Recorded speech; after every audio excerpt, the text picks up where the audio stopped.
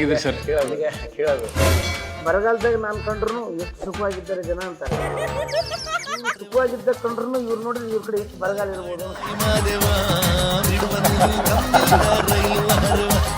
ಈಗ ಎಲ್ಲರೂ ಹೇಳ್ತಾರೆ ನೋಡ್ರಿ, ನಗ್ಸೆ ಮನಿ ಮಠ ಮಾಡ್ಕೊಂಡ್ಬಿಟ್ರು, ಸೆಟ್ಲ್ ಆಗ್ಬಿಟ್ರು ಅಂತ ಹೇಳಿ. ಬಟ್ ಅದ್ರ ಹಿಂಗಡೆ ಎಷ್ಟೊಂದು ಕತೆಗಳಿರುತ್ತೆ. ಹೋಗ್ತಾರೆ ಬೆಂಗಳೂರು ಎಲ್ಲ ಕಡೆ ಕಾರ್ಯಕ್ರಮ ಸ್ಟಾರ್ ಹೋಟೆಲ್ ಹೋಗಿಸ್ತಾರೆ, ಚಲೋ ಊಟ ಇರುತ್ತೆ. ನಮ್ಮದೇ ಆದಂಥ ಕಷ್ಟಗಳಿದೆ. ಕೆಲವೊಂದ್ಸಲ ಫಂಕ್ಷನ್ ಮುಗಿಸ್ಕೊಂಡು ಬರೋಷ್ಟು ಲೇಟ್ ಆಗ್ತದೆ, ಊಟ ಇಲ್ಲದೆ ಮಲಗಿದ್ವಿ ಸರ್. ವರ್ಷ ಆಚರಣೆಯಲ್ಲಿ ಸಂಭ್ರಮದಲ್ಲಿ ತೊಡಗಿದಾಗ ನಾನು ಗುರುಗಳು ಪ್ರಾಣೇಶ್ವರ ಪಾನಿಪುರಿ ತಿನ್ಕೊಂಡು ಮಕ್ಕೊಂಡಿದ್ದೆ. ಏನು ಸಿಕ್ಕಿಲ್ಲ. ಕೆಲವೊಂದ್ಸಲ ಬಿಸ್ಕಿಟ್ ತಿಂದು ಮಲಗಿದ್ವಿ. ಸಿಗದ ಹುಡುಗಿಯ ನೆನಪಿನಲ್ಲಿ ಇವನು ಹಾಡು ಮಾಡಿಕೊಳ್ಳೋದು ಮೂರ್ಖತನ. ಸಿಕ್ಕ ಹುಡುಗಿಯನ್ನೇ ಕಟ್ಟಿಕೊಂಡು ಬಾಳುವುದೇ ಜೀವನ. ಮದ್ವಿ ಯಾಕೆ ಆಗ್ಬೇಕು ಅನ್ಕೊಳಗಿತ್ರಿ ಸರ್? ನೀವು ಅವ್ರನ್ನ ಅವ್ರಿಗೆ ಹೇಳ್ರಿ, ನನಗ 2 ಮೊಮ್ಮಕ್ಕಳವ, ಮಗನಿಂದ 2, ಸೊಸೆಯಿಂದ 2. ಮದುವೆಗೂ ಅದಕ್ಕೆ ಸಂಬಂಧ ಇಲ್ಲ, ಅದನ್ನ ಹೇಳ್ಬಾರ್ದು. ಅದಕ್ಕೆ ಮದುವೆ ಆಗ್ಬೇಕು ಅಂದ್ರೆ ಈಗ ಬ್ರಹ್ಮಚಾರಿಗಳು ಇದ್ದಾಗಿನ ಸುಖ ಮುಂದೆ ಸಿಗೋದಿಲ್ಲ ಅನ್ನೋದು ಗೊತ್ತಾಗಬೇಕಾದ್ರೆ ಅವ್ರಿಗೆ ಮದುವೆ ಆಗ್ಬೇಕು. ಸ್ಮಾರ್ಟ್ ಆನ್ಸರ್ ಅಲ್ಲ ಸರ್ ನಿಮ್ದು. ನೀವು ಆದವರೆಲ್ಲ ಅನ್ನೋದು ಅದೇ, ಮದುವೆ ಒಂದು ಕನಸು, ಆದ್ಮೇಲೆ ಪಶ್ಚಾತ್ತಾಪ. ಇದು ಮದುವೆ ಒಂದು ದುರಂತ, ಅವ್ರಿಗೆ ಗೊತ್ತಿರಂಗಿಲ್ಲ. ಮದುವೆ ಅಂದ್ರೆ ಅವ್ರಿಗೆ ಯಾವಾಗಲೂ ಕನಸೇ ಅದು. ಆ ಕನಸು ಟಪ್ ಅಂತ ಹೊಡೆದಾಗ ಹಗಲಾದಾಗ ಹೌದಲ್ಲ ಯಾಕೆ ಮಾಡ್ತಿದ್ದೆ ಅಂತ ಇಲ್ಲಿರೋರ ಅನುಭವ ಎಲ್ಲ ಅದೇ. ಗಂಡಸರು ಎಂದೂ ಮದುವೆ ಆಗ್ರಿ, ಹೆಣ್ಮಕ್ಳು ಬೇಕಾದ್ರೆ ಆಗಲಿ.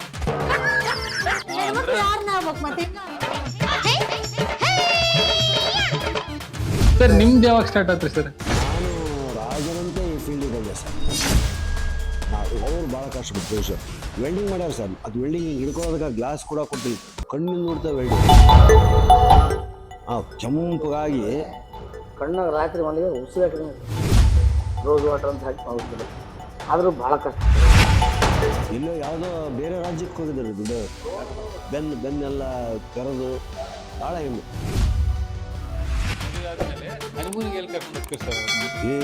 ಅವೆಲ್ಲ ಸುಳ್ಳು. ಹನಿಮೂನ ಇಲ್ಲ, ಬರೀ ಅಮಾಸಿ ಕಗ್ರ ಸಿಗ್ರಾಣ. Welcome to Vinayasanath show sir. ನಮಸ್ತೆ, ಧನ್ಯವಾದಗಳು ಸರ್ ಬಂದಿದ್ದಕ್ಕೆ. Thank you so much. Thank you ಬಂದಿದ್ದಕ್ಕೆ. ಹೆಂಗಿದ್ರಿ ಸರ್? ನನಗೆ ಕೇಳೋದು ನಾನು ನೋಡಿದ್ರೆ ಕೇಳೋ ಅವಶ್ಯಕತೆ ಇಲ್ಲ ಅನಿಸ್ತು, ಹೆಂಗಿದ್ದೀರಿ ಅಂತ. ಯಾಕಂದ್ರೆ ನಮ್ಮ ನೋಡಿದ್ರೆ ಬರಗಾಲದಾಗ ನಾನು ಕಂಡ್ರು ಎಷ್ಟು ಸುಖವಾಗಿದ್ದಾರೆ ಜನ ಅಂತಾರೆ. ಇವರು ಸುಖವಾಗಿದ್ದ ಕಂಡ್ರು ಇವ್ರು ನೋಡಿದ್ರೆ ಇವ್ರ ಕಡೆ ಎಷ್ಟು ಬರಗಾಲ ಇರ್ಬೋದು ಅನಿಸ್ತು. ನಮ್ಮ ಕಡೆ ಬರಗಾಲ ಬೀಳೋದಕ್ಕಿಂತ ಕಾರಣ ಸರ್. ಸರ್ ನೀವ್ ಹೆಂಗಿದ್ದೀರಿ? ನಾನು ಆರಾಮಿದ್ದೀನಿ ಸರ್. 32 ವರ್ಷಗಳ ಇತಿಹಾಸ ಇದೆ ನನ್ನ ಕಾರ್ಯಕ್ರಮಗಳಿಗೆ. ಗಂಗಾವತಿಯಿಂದಲೇ ಶುರು ಮಾಡಿದೆ ನಾನು. ಇವತ್ತು ನಾನು ಕರ್ನಾಟಕದ 432 ಊರುಗಳನ್ನ ಸುತ್ತಿದ್ದೇನೆ. ಜೊತೆಗೆ ಮಹಾಮನಿಯವರು ಇದ್ದಾರೆ. 432 ಊರು, 4000 ಕಾರ್ಯಕ್ರಮ. ಸೂಪರ್. ಈಗ ಒಂದು 15 ವರ್ಷ ಆದ ನೀವು ಬಂದು? ನಮ್ಮ 20 ವರ್ಷ ಆಯ್ತು. 15-20 ವರ್ಷ ಆಯ್ತು. ಇವು ಫಸ್ಟ್ ನನ್ನ ಕಾರ್ಯಕ್ರಮ ಆರ್ಗನೈಸ್ ಮಾಡಿದವರು ಮಹಾಮನಿಯವರು, ಯಾದಗಿರಿಲಿ ಟಿಕೆಟ್ ಶೋ. ಆಟೋದಾಗ ಕೂತ್ ಅನೌನ್ಸ್ ಮಾಡ್ಬೇಕು, ಗಂಗಾವತಿ ಪ್ರಾಣೇಶ್ ಅವರು ಯಾದಗಿರಿಗೆ ಬರ್ತಿದ್ದಾರೆ ಅಂತ ಅನೌನ್ಸ್ ಮಾಡಿ. ಇವರು ನಮ್ಮ ಜೊತೆ ಸೇರಿದ್ದು ಒಂದು ಒಳ್ಳೆ ಏನಾಯ್ತು, ಫಸ್ಟ್ ನಮ್ಮ ಟಿಕೆಟ್ ಶೋ ಮಾಡಿದ್ರು ಮೇಡಮ್. ಅದರ ಲಾಸ್ ಆಗಿಬಿಡ್ತು.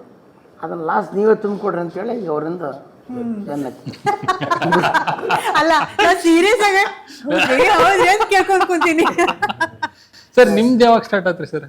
ಈ 2002-03 2002 ಹೆಂಗ ಬರ್ಬೇಕನ್ನಿಸ್ತು ನಿಮಗೆ? ಪ್ರಾಣೇಶ್ವರ್ಗೆ ನಾನು ಯಾದಗಿರಿ ಮತ್ತು ಶಾಪುರಲ್ಲಿ ಕಾರ್ಯಕ್ರಮ ಆರ್ಗನೈಸ್ ಮಾಡ್ತಿದ್ದೆ. ನಾನು ಯಾದಗಿರಿಯಲ್ಲಿ 97-98 ಫಸ್ಟ್ ಫಂಕ್ಷನ್ ಇವ್ರದ್ದು ಯಾದಗಿರಿ ಡಿಸ್ಟ್ರಿಕ್ಟ್ ಸೈದಾಪುರದಲ್ಲಿ ನೋಡಿದೆ ನಾನು. ಅದಾದ್ಮೇಲೆ JC ವತಿಯಿಂದ ನಾವು ಕರೆಸ್ಕೊಂಡ್ವಿ ಯಾದಗಿರಿ.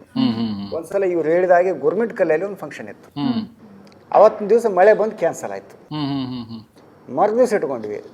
ಅವತ್ತು ಒಂದು ಆಟೋದಲ್ಲಿ ಕೂತ್ಕೊಂಡು ನಾನು ಊರು ತುಂಬ ಪ್ರಾಣೇಶ್ವರು ಇವತ್ತು ಮತ್ತೆ ಕಾರ್ಯಕ್ರಮ ಇದೆ, ತಪ್ಪದೆ ಬರಬೇಕು ಅಂತೇಳಿ ಎಲ್ಲ ಹೇಳಿದೆ ನಾನು. ಅವತ್ತು ಸಾಯಂಕಾಲ ಇವ್ರ ಪರಿಚಯ ಭಾಷಣ ನಾನು ಮಾಡಿದ್ದೆ. ಮಾಡಿದಂಥ ಸಂದರ್ಭದಲ್ಲಿ 1-2 ಹಾಸ್ಯದ ತುಣುಕುಗಳು ನಾನು ಹೇಳಿದ್ದೆ ನಾನು. ಅದು ಜನಕ್ಕೆ ಇಷ್ಟ ಆಯಿತು. ನನಗೂ ಕಾನ್ಫಿಡೆನ್ಸ್ ತುಂಬಿತು ಈ ಕ್ಷೇತ್ರಕ್ಕೆ ಬರ್ಬೋದು ಅಂತಂದು. ನಾವು JC's ವತಿಯಿಂದ ಎಲ್ಲೆಲ್ಲಿ ಟ್ರೈನಿಂಗ್ ಫಂಕ್ಷನ್ಗಳಿಗೆ ಹೋಗ್ತಿದ್ವಿ, ಶಾಲಾ ಕಾಲೇಜುಗಳು ಅಂತಲ್ಲೆಲ್ಲ ಸ್ವಲ್ಪ ಪಾರ್ಟಿಸಿಪೇಷನ್ ಮಾಡ್ತಿದ್ದೆ ನಾನು. ಅದಾದಮೇಲೆ ನಾನು ಶಾಪುರಲ್ಲಿ ಕಾರ್ಯಕ್ರಮಗಳು ಸ್ಟಾರ್ಟ್ ಮಾಡಿದೆ. ಫಸ್ಟ್ ಫಂಕ್ಷನ್ ನಮ್ಮ ಜೋಶಿಯವರು ಬಂದು ಟಿಕೆಟ್ ಶೋ ನಡೆಸಿಕೊಟ್ಟಿದ್ರು. ಸೊ ಅಲ್ಲಿಂದ ಸ್ಟಾರ್ಟ್ ಸ್ಟಾರ್ಟ್ ಆಯಿತು. ಇವ್ರು 2000 ರೂಪಾಯಿಗೆ ನಾವು ಆ ಟೈಮಲ್ಲಿ 2000 ರೂಪಾಯಿ ಕೊಟ್ಟಿದ್ದೆ. ಕರೆಸಿದ್ದೆ ಮಾತುಕತೆ ಆಡಿ 3,000 ರೂಪಾಯಿ ಇಸ್ಕೊಂಡು ಹೋದ ಪುಣ್ಯ. ಅಲ್ಲ ಟಿಕೆಟ್ ಸೆಲ್ ಆಗಿದೆ ಜನ ನೋಡಿ ಏನು ಅನ್ಕೊಂಡ್ಬಿಡ್ತಾರೆ ಮೇಡಮ್, ಚೆನ್ನಾಗಿ ಕಲೆಕ್ಷನ್ ಆಗಿದೆ. ನಮಗೆ ಏನು ಅನಿಸ್ತದೆ ಕೆಲವೊಂದ್ಸಲ ಕಲೆಕ್ಷನ್ ಆಗದಿದ್ರು ಕೂಡ ಜನ ಸ್ವಲ್ಪ ಅನಿಸ್ತಾರೆ ಅಂತಂದು ಫ್ರೀ ಬಿಟ್ಟಿರ್ತೀವಿ. ಇದು ಇವ್ರಿಗೆ ಗೊತ್ತಾಗಲ್ಲ, ಚೆನ್ನಾಗಿ ಕಲೆಕ್ಷನ್ ಕಲೆಕ್ಷನ್ ಆಗಿದೆ ಅಂತ ಯಾರು ಇಷ್ಟವಾಗಿ ಯಾರು ಹೇಳಿಲ್ಲ, ಹೇಳೋದ್ರಿಂದ ಅಲ್ರಿ. ಕರೆಕ್ಟ್. ಅದು ನಿಜ ಸರ್. ಫ್ರೀ ಅಂದ್ರೆ 1,00,000 ಜನ ಬರ್ತಾರೆ. ಅದೇ 10 ರೂಪಾಯಿ ಟಿಕೆಟ್ ಇದ್ರೆ ಒಂದು ಕೇಳಿವಲ್ಲಪ್ಪ ಅಂದ್ಬಿಡ್ತಾರೆ. ಇದಾಯ್ತಾ?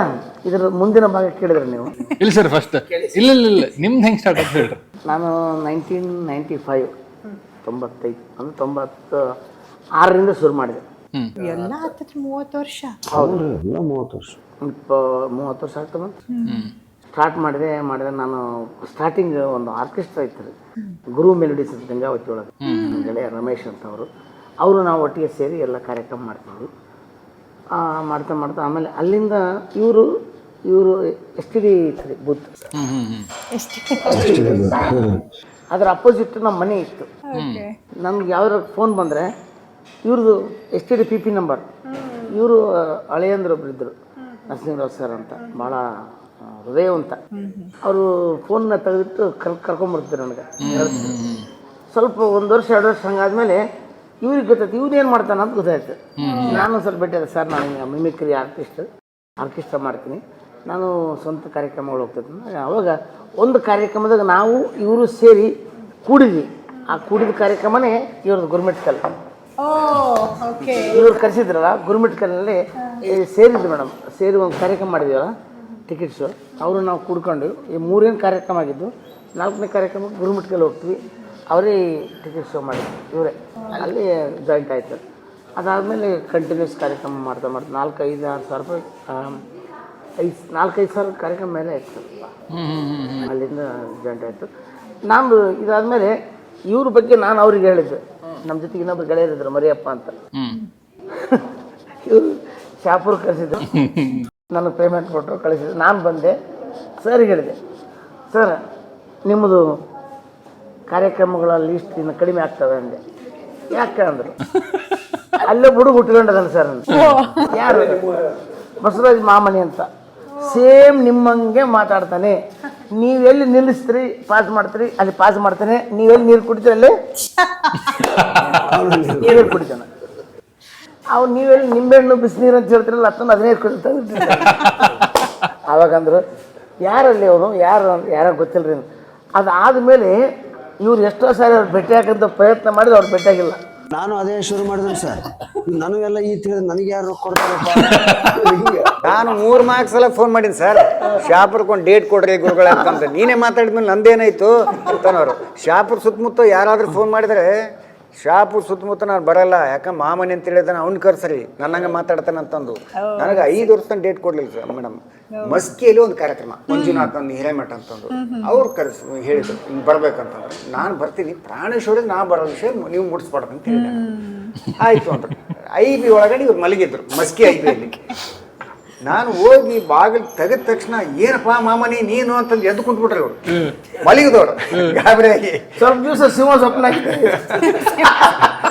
ಅದಾದ್ಮೇಲೆ ಗುರುಗಳಿಗೆ ಫಂಕ್ಷನ್ ಅಂತಂದೆ. ಆಯ್ತು ಸುಮ್ಮನಾದ್ರು. ಅವ್ರಿಗೆ ಪಾಪ ಭಯನೇ ಏನಾಗುತ್ತೆ ಅಂದ್ರೆ. ಸಾಯಂಕಾಲ ಫಂಕ್ಷನ್ ನೋಡಿದ್ರು, ನಮ್ದೆಲ್ಲ ಕೇಳಿದ್ರು, ಮಾಮನ್ ನಂದೇ ಟ್ರ್ಯಾಕ್ ಬೇರೆ ನಿಂದೇ ಟ್ರ್ಯಾಕ್ ಬೇರೆ, ನನಗೆ ಹೇಳಿ ಹೆಚ್ಚು ಕಡಿಮೆ ಮಾಡಿಸ್ಬಿಟ್ಟಿದ್ರು.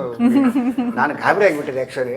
ಇನ್ಮೇಲೆ ನಾನು ನೀವು ಒಂದಾಗೋಣ ಅಂತ ಹೇಳಿದರು. ಆಯಿತು, ಅಲ್ಲಿಂದ ಮಸ್ಕಿಯಿಂದ ಸ್ಟಾರ್ಟ್ ಆಯಿತು. ಇವತ್ತು ಮಸ್ಕಟ್ವರೆಗೂ ಈ ಕಾರ್ಯಕ್ರಮಗಳು ಹೋಗಿ ಬಂದಿದ್ದೀವಿ, ದೇಶ ವಿದೇಶಗಳಲ್ಲಿ. ನಾನು ಒಂದು ಲೇಖನ ಕೂಡ ಬರೆದೆ ಮೇಡಮ್, ಮಸ್ಕಿಟು ಮಸ್ಕಟ್ ಅಂತಂದು. ಅದು ಏನಾಯಿತು ನಮಗೆ ಅಲ್ಲಿ, ಅದು ನಮಗೆ ನಾವಿಬ್ಬರು ಕಾರ್ಯಕ್ರಮಕ್ಕೆ ಒಂದು ಕೊಡುವಂಥ ಒಂದು ಸ್ಥಳ ಆಗಿ ನಿರ್ಮಾಣ ಆಯಿತು. ಅಶೋಕನ ಶಿಲಾಶಾಸನ ಯಾವ ಥರ ಫೇಮಸ್ ಆಯಿತು ನನ್ನ ಜೀವನದಲ್ಲಿ, ಪ್ರಾಣೇಶ್ವರ್ ಅವತ್ತು ಜೊತೆಗೂಡಿ ಕಾರ್ಯಕ್ರಮ ಕೊಟ್ಟದ್ದು ಅದು ಫಸ್ಟ್ ಟೈಮ್ ನಾನು. ಸರ್, ಈಗ ನಾನು ಒಂದೊಂದೇ ಶಬ್ದ ಕೇಳ್ತೀನಿ. ಆ ಶಬ್ದ ಕೇಳಿದ ತಕ್ಷಣ ನಿಮ್ಮ ಮನಸ್ಸಲ್ಲಿ ಬರೋ ಫಸ್ಟ್ ಥಾಟ್, ಫಸ್ಟ್ ಮಾತು ಹೇಳಿ.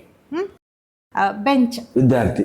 ಸೂಪರ್. ಟೀ ಕುಡಿಯೋದು, ಪೆನ್ ಬರೆಯೋದು, ಸೈಕಲ್, ಸವಾರ, ಹಾಸ್ಯ ಮಾಡೋದು, ಸಮುದ್ರ, ಹಾಸ್ಯವೇ ದೊಡ್ಡ ಸಮುದ್ರ. ಜನ ಮುಂದೆ ಕೂತಿರ್ತಕ್ಕಂಥ ಜನಗಳೇ ಸಮುದ್ರ. ಅಜ್ಜಿ, ನಡುಗುವಿಕೆ, ಊರುಗೋಲು, ಹೆಗಲಿಗೆ ತಟ್ಟುವ ಕೈ, ಗೆಳೆಯರು, ಮಕ್ಕಳು, ಇಬ್ರು. ಸೂಪರ್. Social media sir. ಜನಪ್ರಿಯತೆ, ಬೀಚಿ ಸರ್. ಹಾಸ್ಯ ಬ್ರಹ್ಮ, ಪ್ರಾಣಿ ಸರ್. ನಮ್ಮ ಬ್ರಹ್ಮ.